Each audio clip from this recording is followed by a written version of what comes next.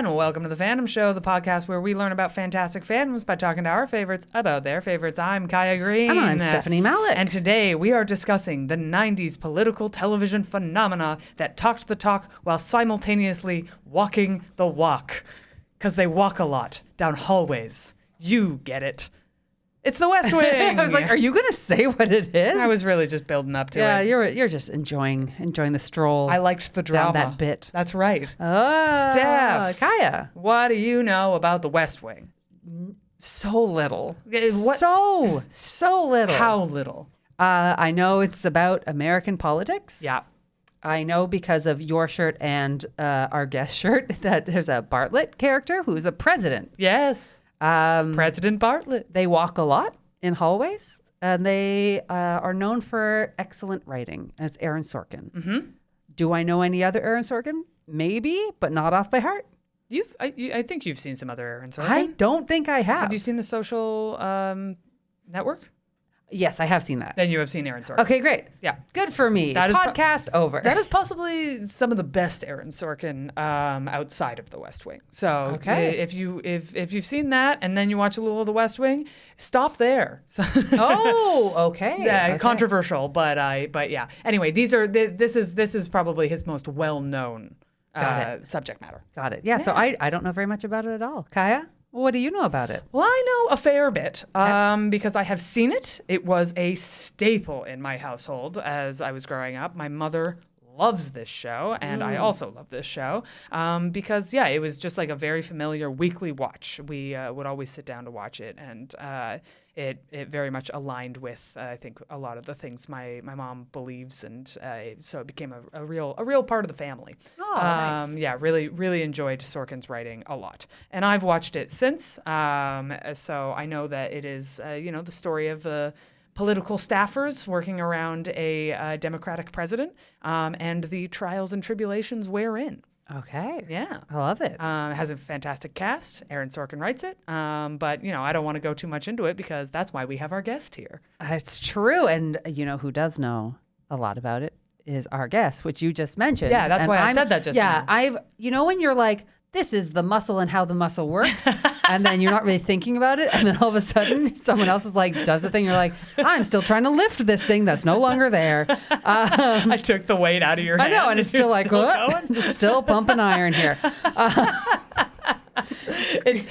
Buckle up for some witty Sorkin-esque dialogue. Wowie zowie. No, our guest, Margo Mullin, is a business systems consultant for charities and small businesses, which means she helps them use technology better to raise more money. She's a self and friend-described jack of all trades, and she also teaches pottery, dabbles in rug making, and is working towards coaching Olympic lifting at her gym in Stratford. So cool. She also hopped on that sourdough bread making train during COVID, and she has not looked back. And as someone who has tasted that sourdough bread, thank goodness.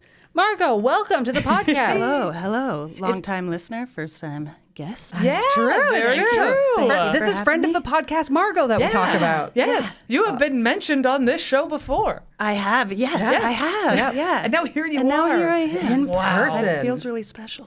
Welcome. Well, we've asked you several times whether you would want to be on the show and what you would want to talk about, and this was the thing that you came out, because you are obviously very good at many things, jack of all trades, but this was the thing that you really wanted to talk about the most. I asked to come on here, so. I love that. Margo, okay, so let's pretend somebody doesn't know anything about the West Wing. Somebody. How would you explain this show to somebody? Well, Kaya did an excellent job. Okay. It's really White House staffers doing White House staffery thing. Although it is not reality right now, I would say. Yes. Yeah. It's raise the bar of what you would expect White House staffers to be. Yeah. But it's just it's about White House staffers. Yeah, I don't know how to describe it more than that. But it's a drama. It's not a comedy. It's not like a Veep. I would say it's a dramedy. Okay. It's got some really good funny parts. Yeah. As Aaron Sorkin is a great writer, he can throw in a good joke here and there. It's a very banter-heavy show. Yes. Which can make for some great dramatic moments and some great comedic moments. Totally. Yeah, 100%. Yeah. So what's your origin story? How did you get into this political dramedy? Yeah, I actually don't remember. I think it was my sister that was really into it. And then, I don't know, way back when, I had a hard time falling asleep, and I would put on a show that was just like, not super exciting. Something to fall asleep to. Something to fall asleep to. And that became some steady patter. Exactly. Yeah, exactly. So it was the show I would fall asleep to. And then eventually I actually started paying attention to what I was watching. Yeah, and fell in love with it. And now it's like a cozy blanket, that you have to watch regularly. A comfort watch. Absolutely. It's become more of a before bed watch, but in a different way. Absolutely. Yeah. If you're feeling sick, a little episode of The West Wing, makes you feel good. How many times do you think you've seen the show through? Oh, good question. I don't really, except for the last watch, I did it from episode 1 to the end, which is very rare. I usually just go in. Drop in. Yeah. Grab an episode. It doesn't really matter which one. Yeah. A lot of them are standalone. So, but yeah, I don't know. I'm going to probably say 4 or 5 times maybe. Which for a 7-season show is not nothing. Yes, I would say most of that, 90% of that is pre-season, seasons 1 to 4. The Sorkin years. The Sorkin years. Yeah. Yes. Oh, so he left the show at a certain point. Mm-hmm. Yeah, and then John Wells. Well, he was the producer, but he became the executive producer, and I don't know if he actually wrote the show, but anyways, he took it over. Yeah, and then a bunch of different people were writing it, and you can tell it's still great. They find their stride, but it's not the Sorkin years. Well, because one of the things that I understand that's really unique about it is that most writers, most TV shows have writers' rooms. Yeah. And The West Wing, from what I understand, did not. No. It was just Aaron Sorkin pumping out scripts. Yes. No, 120-page scripts. Yeah. Yeah, except more words. Mike White, what he's doing with White Lotus, except 22 episodes a season. Yes. Okay, Mike White, I know you're listening. Can you give us 22 episodes a season? Steph, no.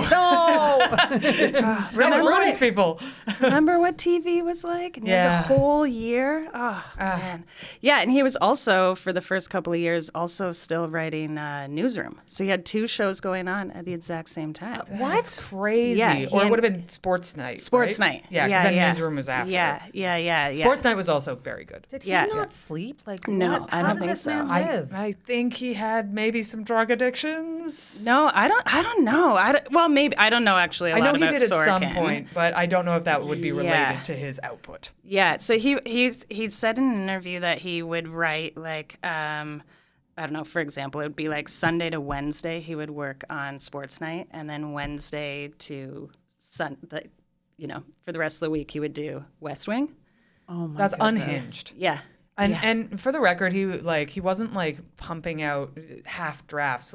It was word perfect, and they were supposed to memorize it and say it word perfect, right? Yes, because he's he did have a writer's room. He had writers that would look at it and give some feedback or make little edits here and there, but they really had nothing to do with the storyline and the actual writing of it. But and he's a playwright, so He wants you to, they're written in a particular way. You're supposed to say them in a particular way. Mm-hmm. But that's the beauty of them. Yeah.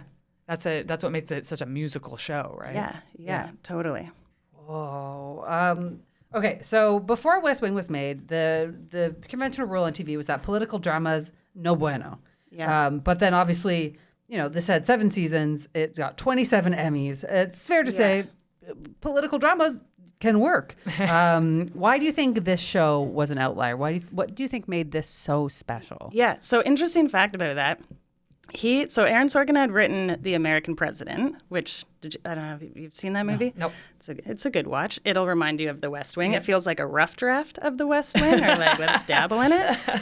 But anyways, he was doing quite well, and John Wells had asked him, what kind of show do you want to do? And the night before he came up with, The West Wing could be a good show. So we tossed it out, got the green light. They started to plan it.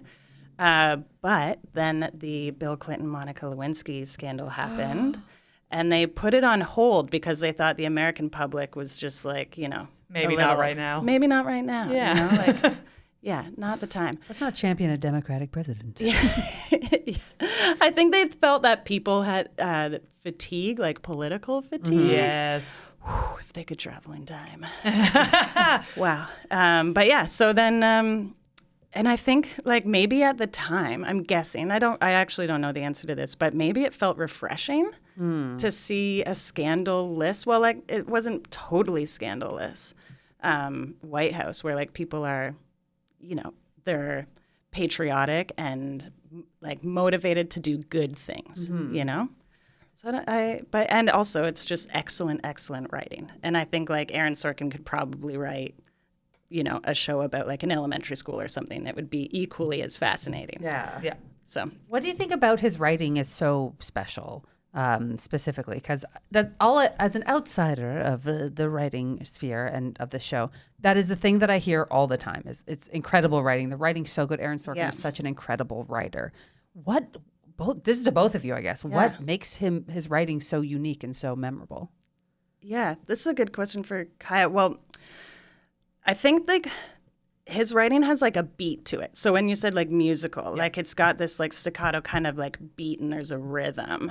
And that really comes across. And like the characters have really figured out that rhythm and like they cast it so well. Like they cast people who really understand like how the written word is meant to be spoken. And I think that's like, you like music, you know? I don't know. Yeah, I would totally agree with that. I think that's the best assessment. From what I understand of Sorkin is that he was taken to plays from a very early age, like before he could understand them. Like he was going to Who's Afraid of Virginia Woolf at like 6 or 7 years old.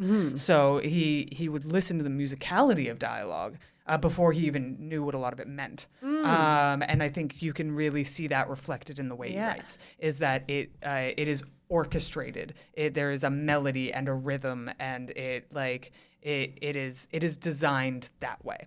Cool. Which is why you can't mess up his words. It's not because they're also precious, although I'm sure, over time and ego, perhaps it has reached that point. But I think more importantly, if you change the rhythm of the sentence, it changes the rhythm of the scene. So it's the same thing as missing a beat. Got it. Right. Cool. And he also, I think, creates really memorable characters. I think that's something a lot of people love about The West Wing, is that the characters themselves are great. And he's really good at writing dense dialogue about ideas. That's why he does so well with things like Moneyball or The Social Network. Oh, I saw Moneyball. Yeah. Moneyball was also Aaron Sorkin. Great movie. And it's a tough movie to write because it's a lot of people talking about baseball stats. Yeah. And I don't know how you make that interesting unless you're Aaron Sorkin, because he writes it so musically that even if you don't understand what they're saying, it still sounds interesting. Yeah. You know what I mean? Absolutely. And I mean, he wrote one of the most quoted lines of all time, the whole "you can't handle the truth." Yeah. A Few Good Men. Yeah. Okay, cool. Absolutely. You talked a bit about, you just brought up characters. So who are like the main characters of the show, and where do their political interests lie? Okay, so depends on the season. Okay. Yeah. So they're all Democrats. They're very, very liberal. There's the president, obviously, President Bartlett, played by Martin Sheen. In the original cast, there's Sam Seaborn, who is Rob Lowe. Yep. Bradley Whitford plays Josh Lyman. Who else we have? Schmidt. What's his name? Oh, Richard? Richard Schmidt. Schliff. Yes. Yeah. Richard Schiff. Yes, thank you. Plays Toby. I sometimes confuse Ziegler? these actors with their names Yes. because I just think it's Toby. It's just so hard to not be like, well, that's Sam though. Yeah. Dule Hill plays Charlie, who is the assistant to the president. Allison Janney.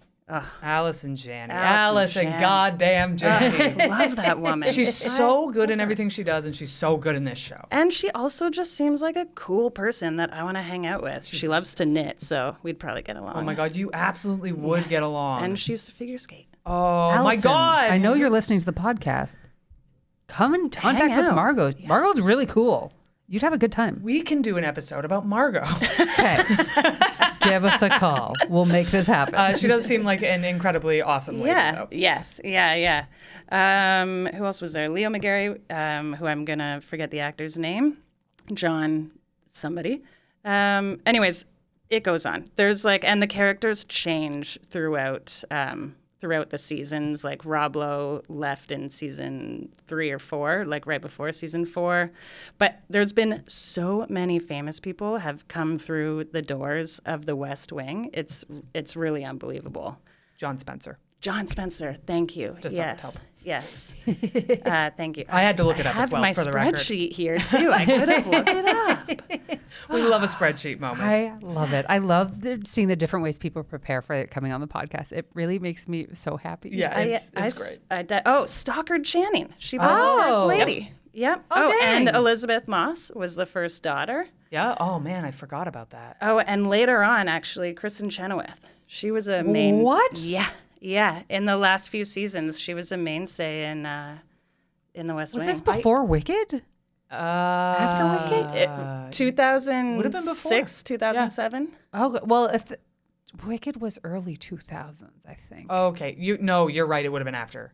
It would have been Good after for sure. her. It's Get it, probably when girl. she was around when she was doing Pushing Daisy. She was probably trying to get into television. That makes sense. Or prior to that. Anyway, the point is that, there's no stressing how popular West Wing was in the early 2000s. And you can tell, you're totally right. You can really tell by the onslaught of famous people that ended up on that show. Yeah, from the first season onward. And granted, most of them, or a lot of them, weren't famous at the time, but, they were getting gigs.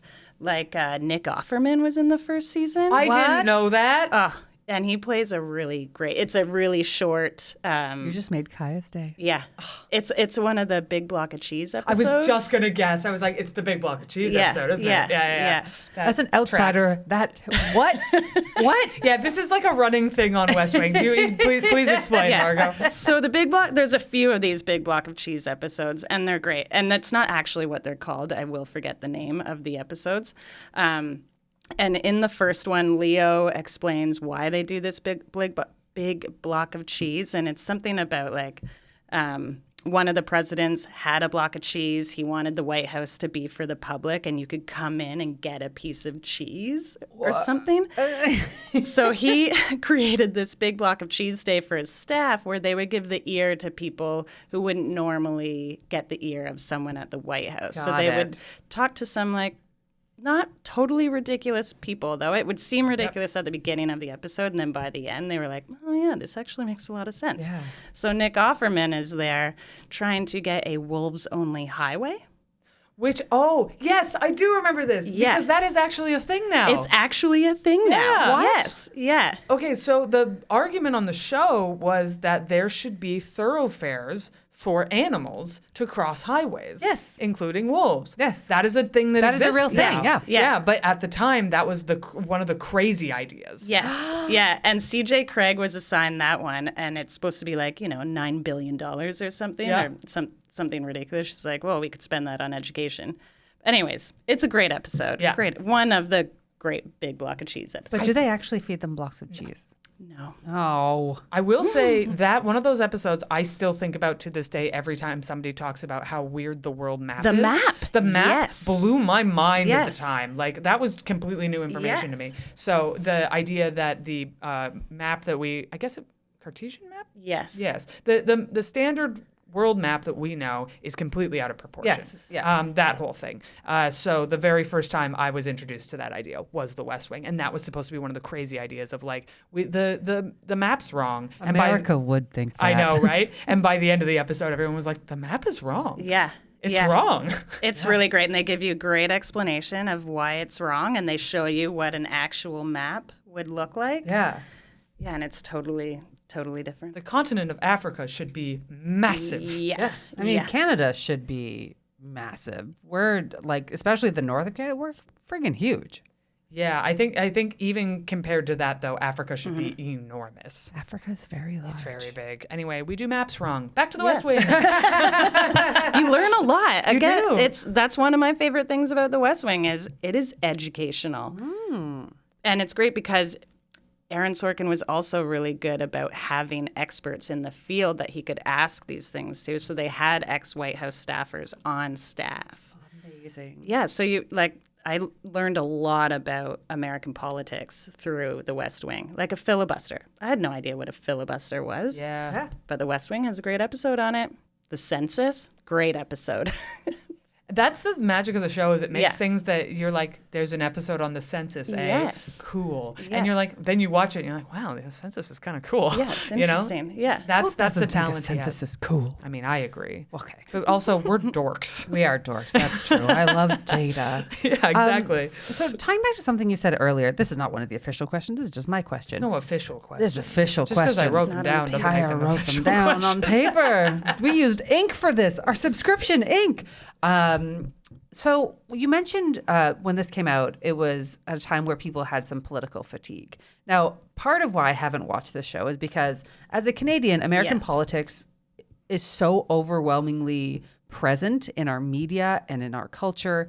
And I have, especially right now in this year, 2025, just the most fatigue about American politics. Yeah. But As you what? should. Yeah, and I feel like, we've talked about this. American politics in general, like it's a lot to Yeah. take in, especially in a place where you can do nothing about it. But what is it about the politics in this show that makes it like a comfort watch for you? Well, they're good people. Okay. That's helps. number one. Yeah. Yep. It's a very democratic president. It's really like, if you're a Democrat, obviously, wishful thinking, Okay. you know? Like a it's like, if, fantasy. yeah. It's like, well, actually, like there was, I'm forgetting his name, but there was an interview with like Barack Obama's main campaign guy. And he had said, like, there's two types of people that get into politics: people who want to do something and people who want to be something. And he got behind Barack because Barack Obama was someone who wanted to do something. And so imagine if everyone in the White House had that motivation, they just knew that they wanted to be people to serve, like serve the public and Yeah. serve at the pleasure of the president, as they say. And so it's just like, if everyone in politics was good and trying to do good, like that would be nice, you Yeah. know? And so, it doesn't feel realistic anymore. Like maybe 10 years ago it would have, but it's just people trying to do their best, which is nice, always nice. That is nice. You know? Yeah, people who care about things deeply and just wanting to try to make the world better. Yeah.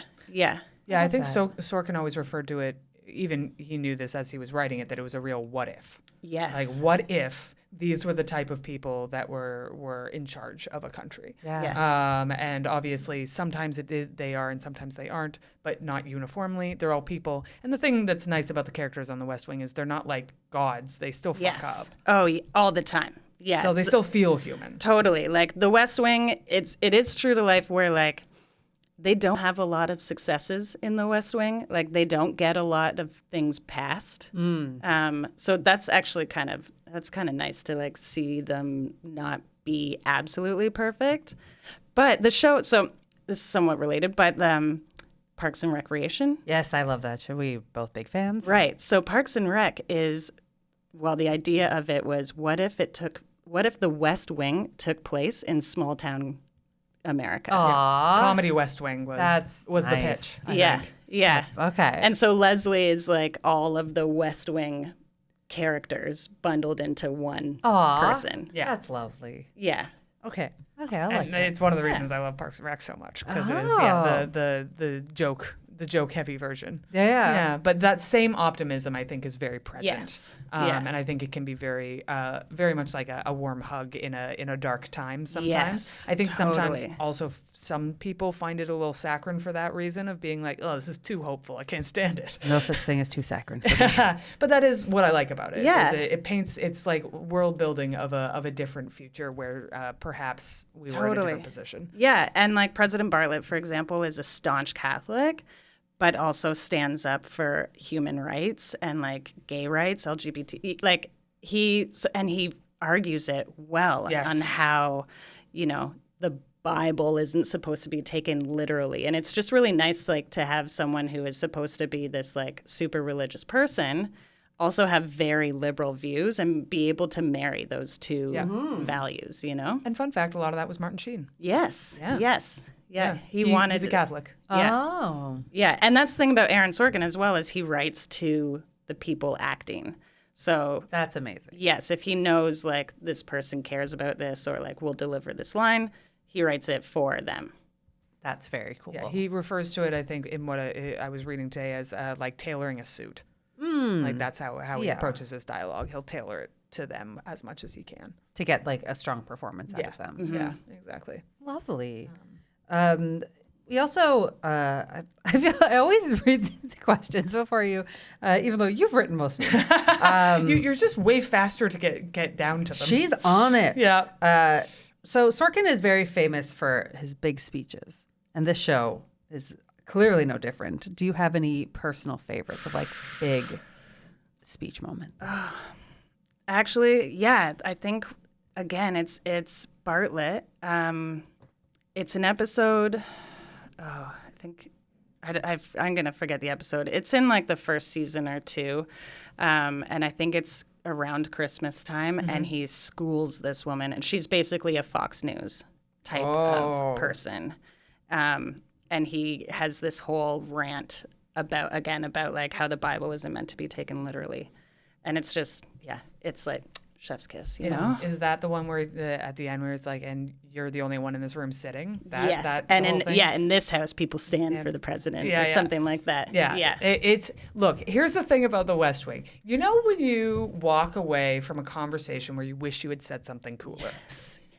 What if The West Wing is the what if everyone always said the cool thing that they would have walked away and thought, oh, I should have said that all the time. Oh. Where you're just like, every time you think you could school someone with like facts and knowledge, you do. And then you might drop on them, but you're still a good guy and it's nice. Yes. Oh. That's The West Wing. That's the feeling it gives you of just like, I scored with knowledge. And actually another good like talky one where you're like, oh, I wish I had all these points comes in the last season. Really? Surprisingly. Yeah, I rewatched it not that long ago, and the last season is fantastic.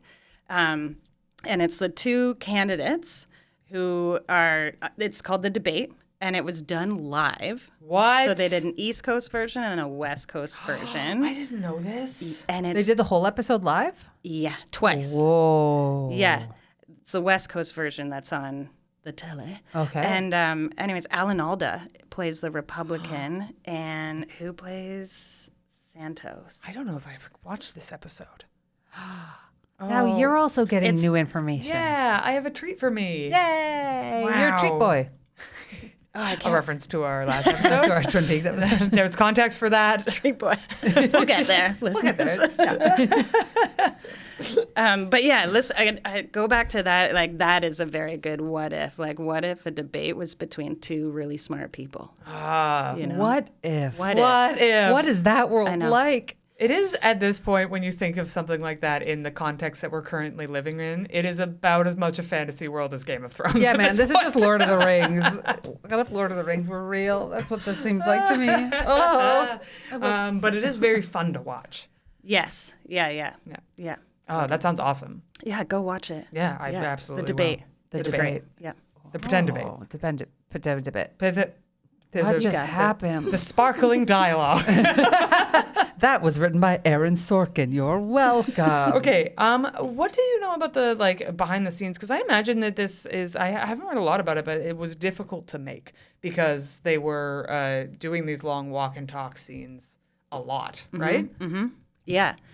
I don't know a ton about like the making of it. So in the first season, it was like Aaron Sorkin wrote it. Tommy Schlamme was the director or showrunner. Yeah. Is that a real name? Yep. Yeah, Tommy Schlamme. There's a lot of great names. And so like Tommy Schlamme was like the Robin to Sorkin's Batman. Okay. Essentially. Okay. They also worked on Sports Night. They did. And I think they left together to do the newsroom. So like they so come that's as why a pair. they left mid show? Yeah. To go do another show.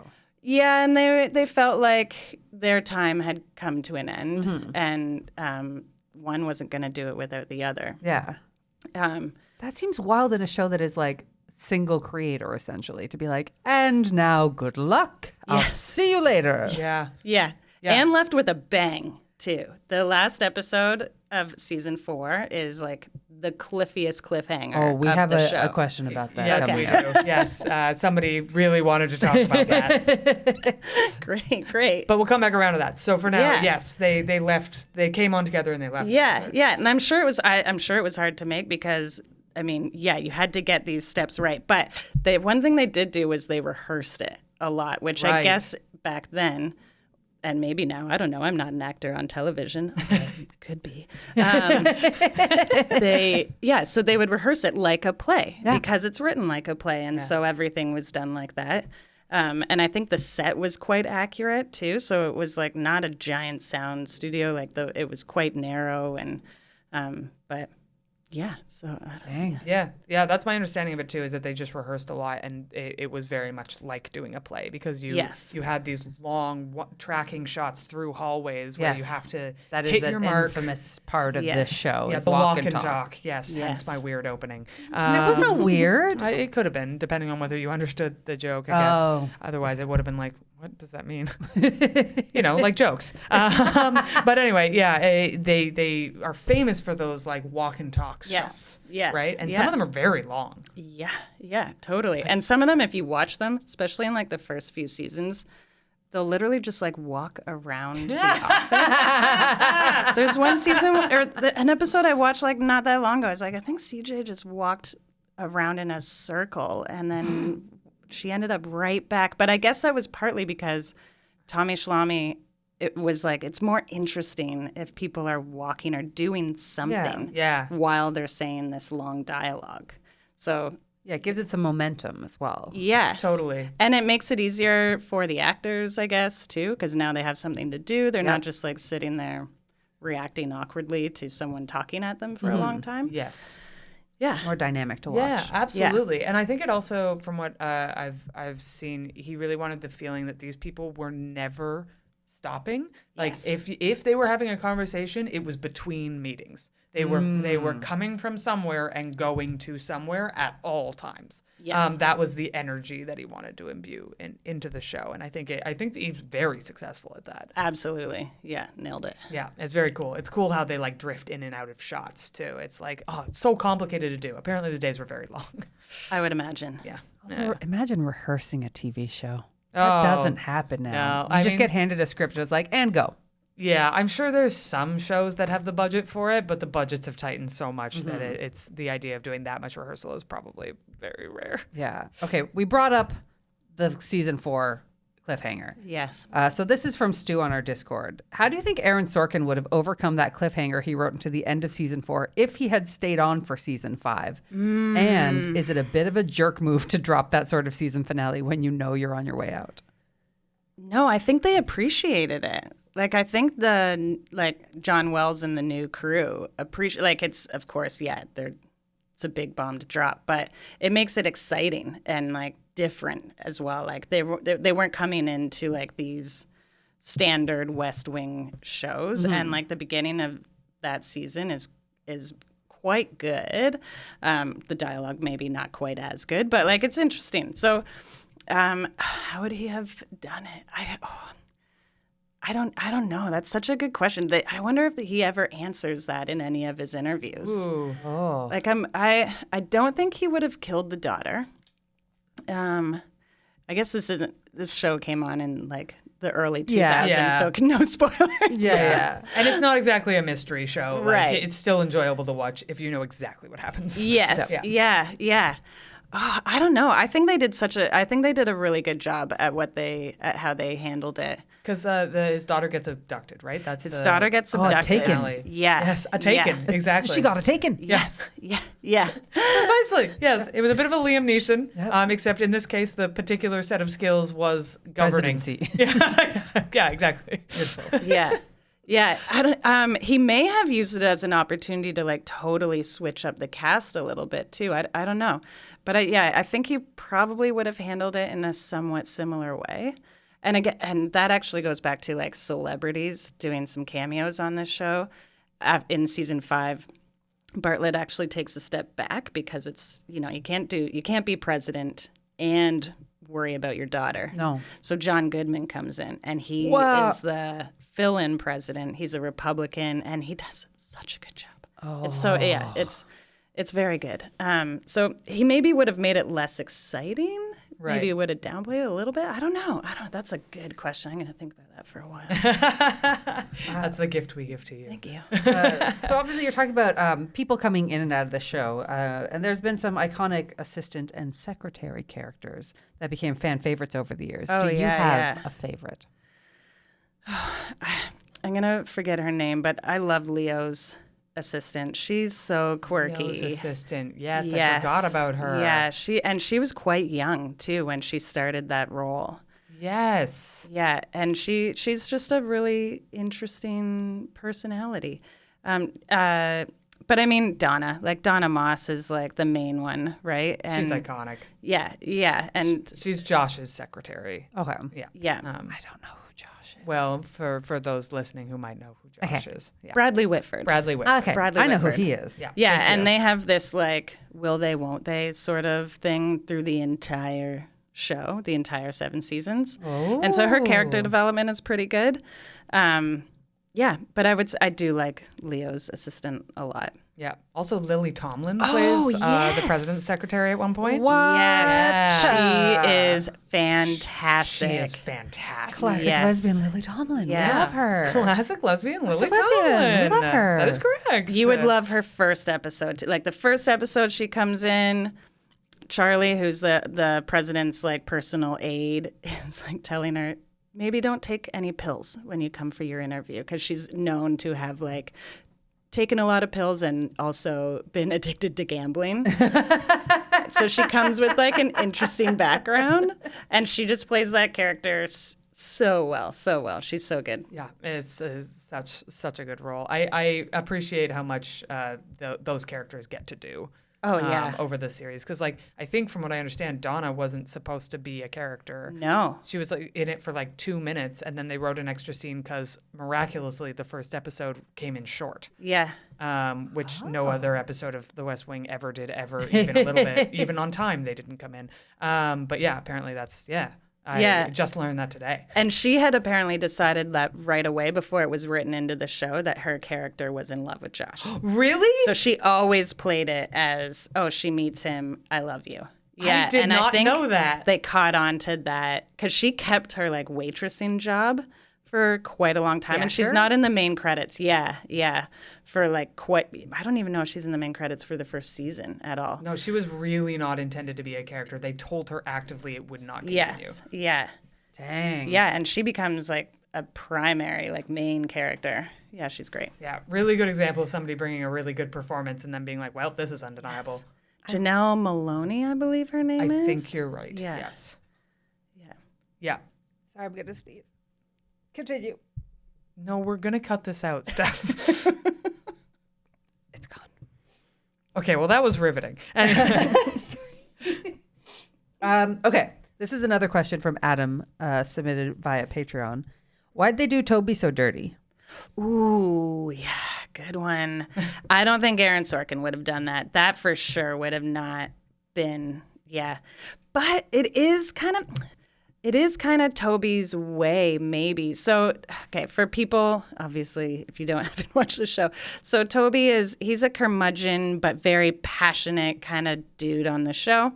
He's one of the main guys in in communications. Yeah, he like writes all the speeches, for instance. Yeah, and his brother is also an astronaut, and he leaks a secret missile or like a rocket ship that the government has. So I don't know, there's these people stuck in space somewhere, and anyway, so he leaks some important information that it's government secrets, which you're supposed to go to federal prison, I guess, immediately for.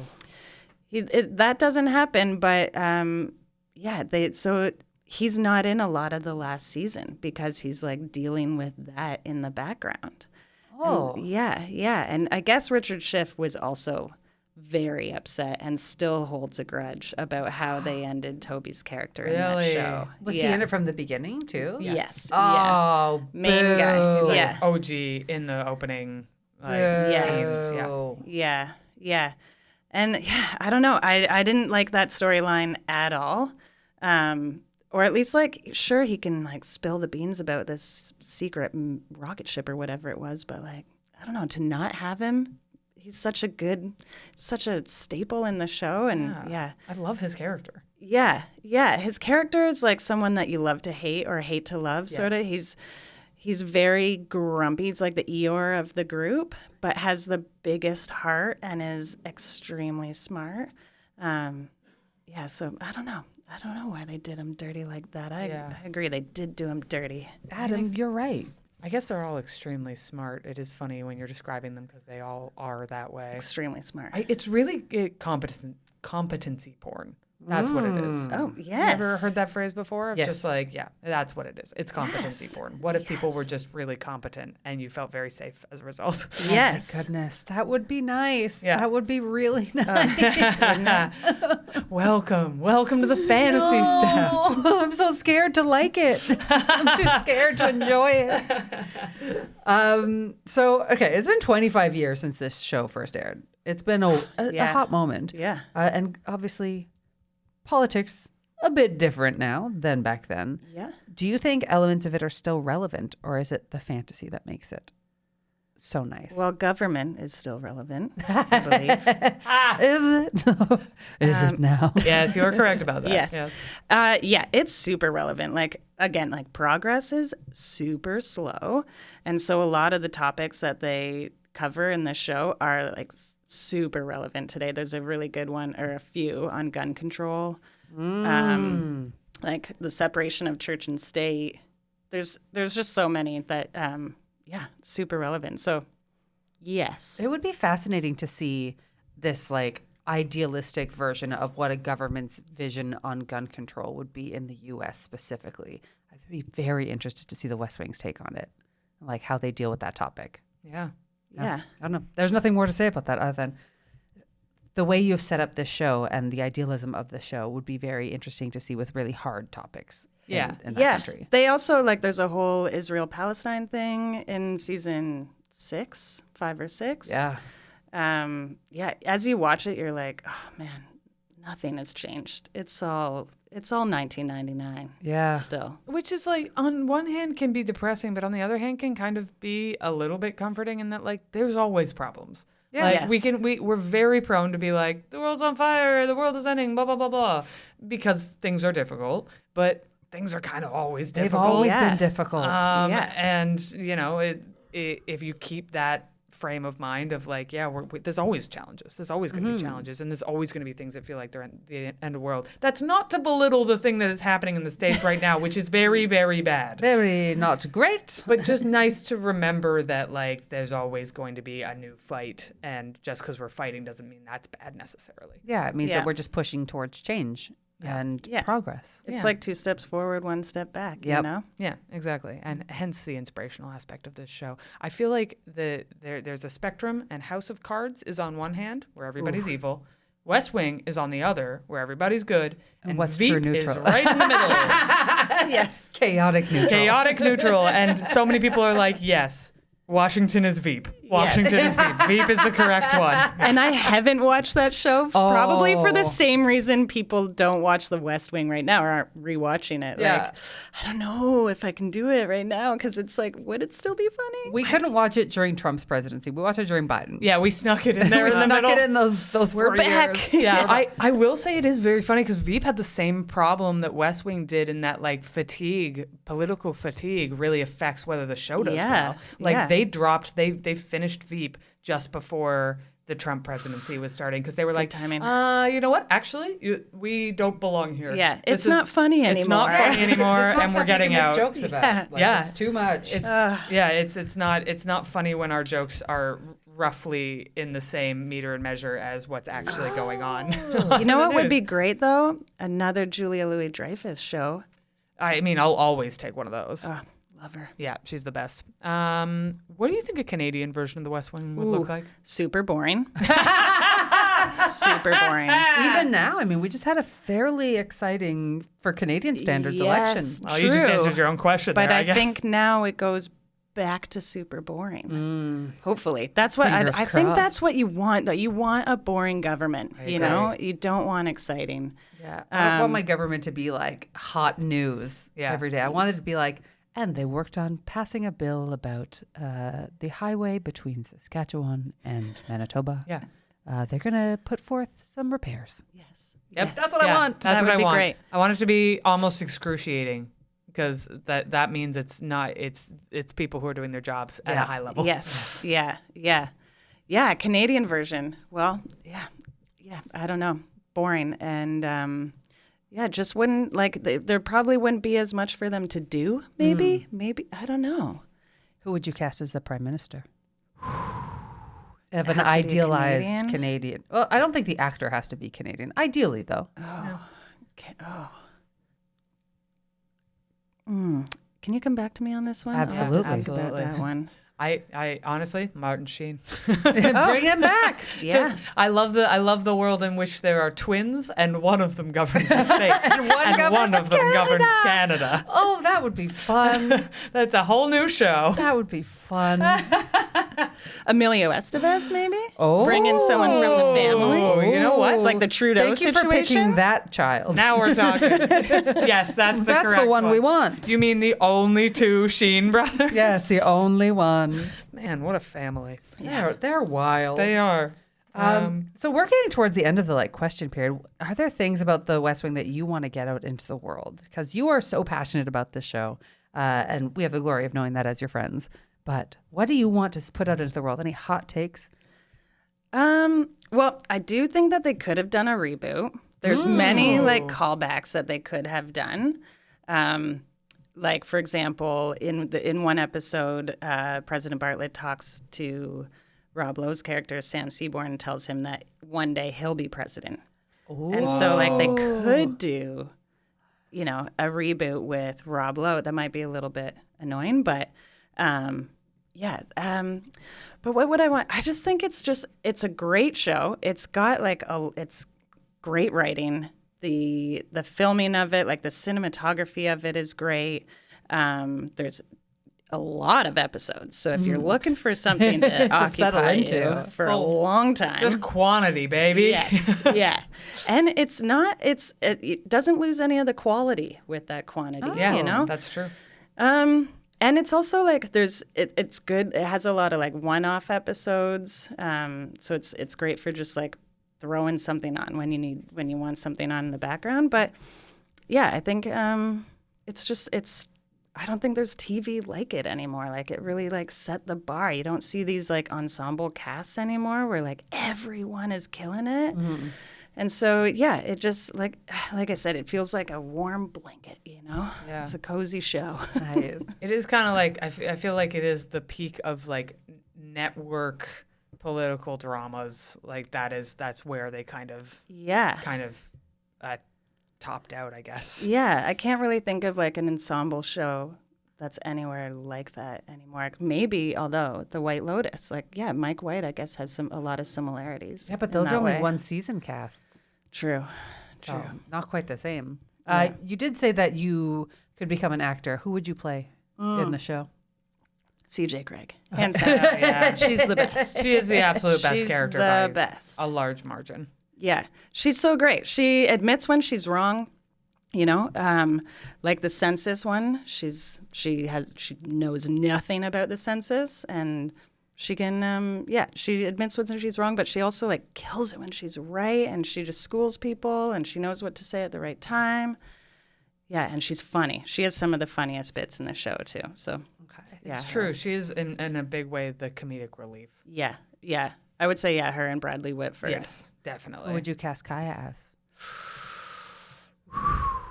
That's a good one. I would maybe do communications. I think you're a Bradley Whitford, yeah. Yeah, Josh is my favorite character. Yeah. I think you could be a Josh Lyman. Well, Josh and CJ. Yeah. Who would you cast me as? I'm trying not to go the urge of saying Donna Moss. For the obvious reasons. I don't know what those are. I can't wait to find out. Donna is the romantic the drug gambling problem. No. That's Lily Tomlin. That's Lily Tomlin. Lily Tomlin. No, the character I was just cast as the romance for that. Cute. Also blonde. It's his assistant though, so that's not cute. Correct. But also, like, brings up, she's often, like, the other side of the coin, or, like, if she doesn't agree with something, she talks about it, and she says it, and she's also funny. She's got some great comic relief really moments in the show, and her character development is fantastic throughout the show, so, yeah. Cool. Sick. But otherwise, a secretary Dang of right. some sort. Dang right. Dang right. Okay, I have a game for you. So The West Wing and Sorkin in general, we know his writing is astounding, but sometimes hits a bit close to reality. So your mini game is it West Wing or is it White House? I'm going to give you a quote, and you tell me if it's from the show or if it's a real public statement by a president. Okay, let's go. On this paper, you have identified the answers to this as WW, which is both West Wing and White Oh, House? okay, nope, no, I'm wrong. I don't know why I felt the need to be aggressive about that. Okay. Because I was wrong. And like CJ Craig, I'll admit it. That's good. Yeah. Okay, it's not the battles we lose that bother me. It's the ones we don't suit up for. West Wing or White House? This is going to be a tough game. I'm It going to is. say White House. That is West Wing. Oh, do you have the season and the episode? I don't, but I can find this out for you after. Yeah. We will do what is hard. We will achieve what is great. This is a time for American heroes, and we reach for the stars. Oh, that's West Wing. That is West That is Wing. West Wing. We cannot build our own future without helping others to build theirs. I'm going to say White House. That is White House. That is Bill Clinton. Okay. Yeah. Okay, how about we are bound together by the most powerful of all ties, our fervent love for freedom and independence, which knows no homeland but a human heart. Oh, that's got to be West Wing. That is It's in not? fact not West Wing. That is Gerald Ford. Oh. Yeah. He must have had a good writer. Maybe Aaron Sorkin wrote for him. Decisions are made by those who show up. Oh, I feel like I know who wrote this one, but I'm going to say West Wing, but I'm not positive. It is West Wing. It is West West Wing. Wing. It is Okay. West Wing. We did not expect nor did we invite a confrontation with evil. Yet the true measure of a people's strength is how they rise to master that moment when it does arrive. I'm going to say White House. That is West That's Wing. West Wing. man. He's so good. This is a Turns out bonkers I'm hard not game. an expert. I don't know if it was hard or not. Expert was not the issue. No. You're a This is fan. just It's a true. fun I have game. not memorized all the dialogue That of would the West be Wing. nuts. Also, like you would, in order to really succeed at this game, you'd also have to memorize all of the dialogue of America. Right. So Don't you know America? Who hasn't? Doing what's right is easy. The problem is knowing what is right. Oh. Let's go White House. That is That is Lyndon White B. House. Johnson. Okay. I am president of the United States, not the president of those who agree with me. West Wing. West That is Wing. West Wing. You are actually doing very well at this. Okay. You're doing considering quite how well. hard it Great, is. great. Do you want to do the next one, Kaya? Yes. Let me find Number it. 9. Number 9. Thank you. Sorry, this is a big chunk of dense dialogue. Just like the West Wing. That's right. Okay. There is no limit to the amount of good you can do if you don't care who gets the credit. I'm going to say West Wing. That was a White House. Ronald Reagan. Ronald. Reagan. You know what? I'm very happy to give him credit for the shit he did. We should have an anti-fandom show about Ronald Reagan. I think there's plenty of that. Oh on my Ronald Reagan, Reagan. you bitch. Every time we think we've measured our capacity to reach a challenge, we look up and we're reminded that capacity may well be limitless. Okay, I'm going to say West Wing That's again. West Nailed Wing. it. I'm going to Yep. guess that was Sam Seaborn who said that. Do you have- Honestly, that's yeah. a Sam ass line. Yeah. Yeah. I'm not 100% sure. I tried to primarily get Bartlett quotes because I was trying to do presidents and Presidents. presidents. Yeah. Okay, Do you okay. want to do the last one, Kaya? The best way to predict your future is to create it. I'll say West Wing? That was White House? That was White House. That was Lincoln. Oh, okay. But it tells you Interesting. how incredible the dialogue is in that show that it's very hard to tell that which one's the president for real or the president for the TV. Absolutely. And I think a lot of like current White House staffers, like I would bet to say that the Pod Save America guys, I'm sure they are big fans of the West Wing. Like I think a lot of people who are in politics now got into it because of the West Wing. Yeah. Because it's like presidential sounding. Yeah. You know? Yeah. And it's hopeful and it's majestic. Yeah. And the words are being used to inspire. And yeah. Yeah. If you really nerd out on rhetoric, this is the show for you. So yeah. Do either of you have any favorite quotes from the show? I know there's 1,000 words in every sentence. Yeah, it's very, very hard to think There's of one so in many. particular. We'll put some in the Nerds Letter. We'll find some choice quotes for you for the Nerds Letter. I think the one that I think about often is that one Leviticus speech where he quotes them on what they should be doing if they were to really follow the Bible. The one I think you referenced before. Yeah. Because that was the first time I heard the the Bible's full of hypocritical bullshit kind of argument made really, really succinctly. Yeah. And Toby, I would say Toby and Sam both have like some really excellent monologues in the show. Yes. There's one called like Celestial Navigation, and Sam talks about reaching for the stars in this very eloquent way. At get back to TBD on that one. TBD. Check out the Nerds Letter on our Patreon if you want those hot quotes. At the end of every episode, we'd like to share our micro fandoms of the week, which we're going to do in just a second. But before we do, come hang out with us, connect with us, get in touch. Go to patreon.com/The Fandom Show. Join in on our Patreon fun time.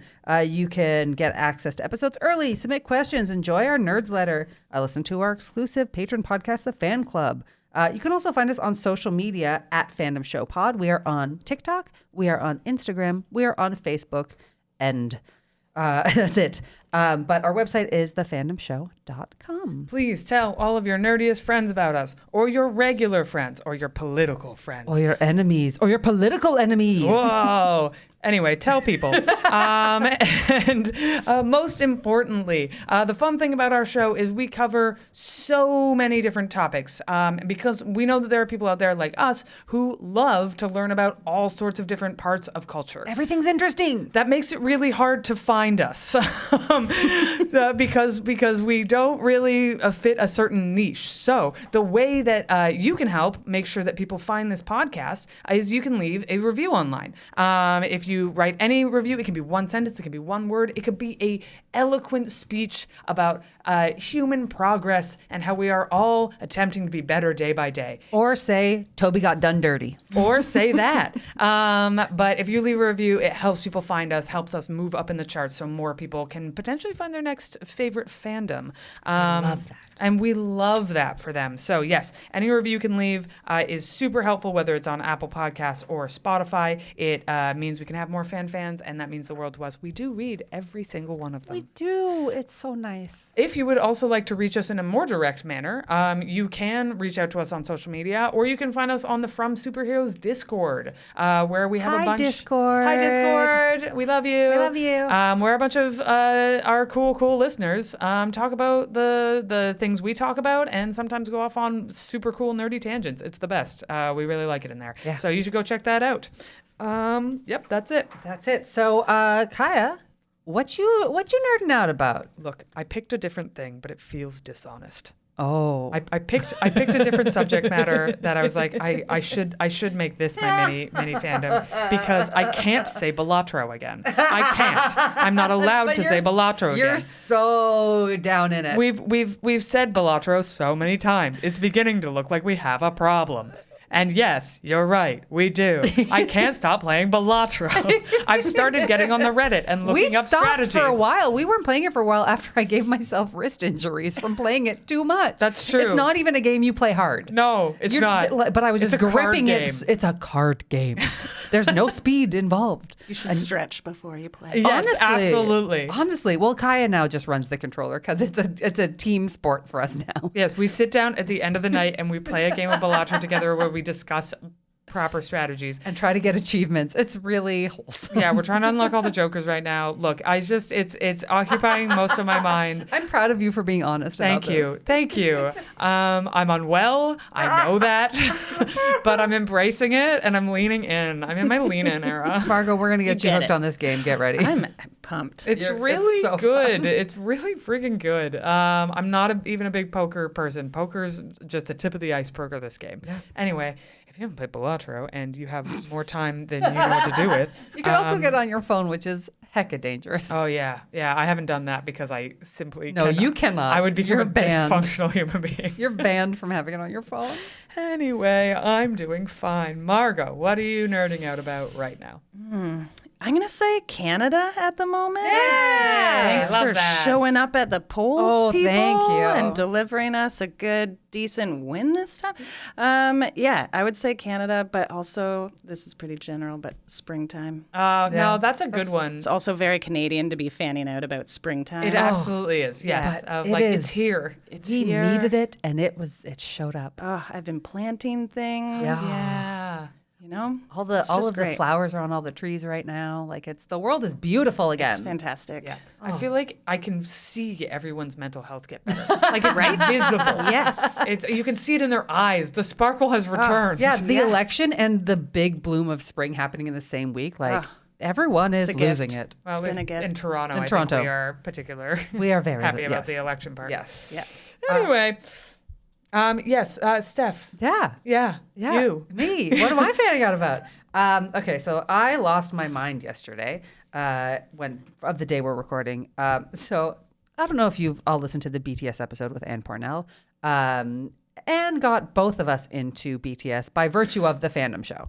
And so Ann and I saw each other recently, and some of the individual members are touring right now. And we were like, should we try to get tickets to go see Jin, who is the oldest member of the group, when he's touring? And it's like, well, we're not looking to travel to the States right now.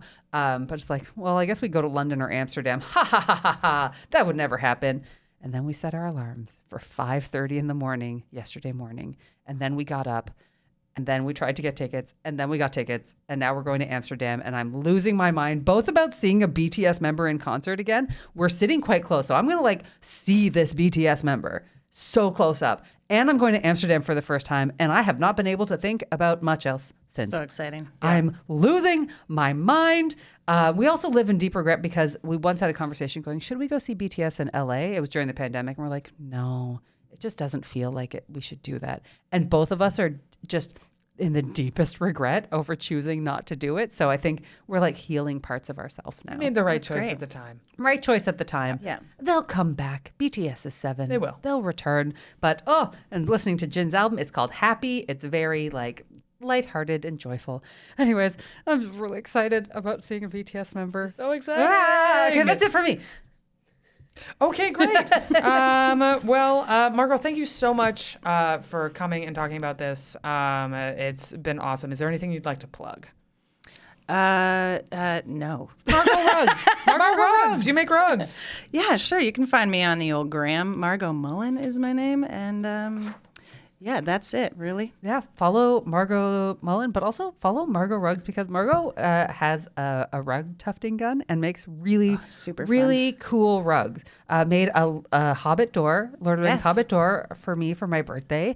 You've done dog portraits. Yes. It's amazing work. Yep. You should It's check truly it out. awesome stuff. Yeah, it's fun. And I would love to get sent some fun ideas Yeah, so to make into a rug. if you have fandom stuff that you're like, oh, I want a rug, go to Margo Rugs. Yeah, I've Margo done a Rugs. Lego Darth Vader for a friend. It's true, you did. And you've done unicorn. Oh, Yeah. Yeah. great stuff. Finding a niche Thanks. here. Thanks, y'all. Until next time, love the things you love and tell everyone about them. Bye. Bye.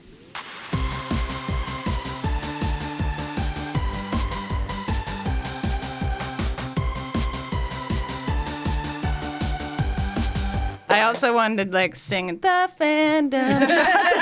Fandom Show.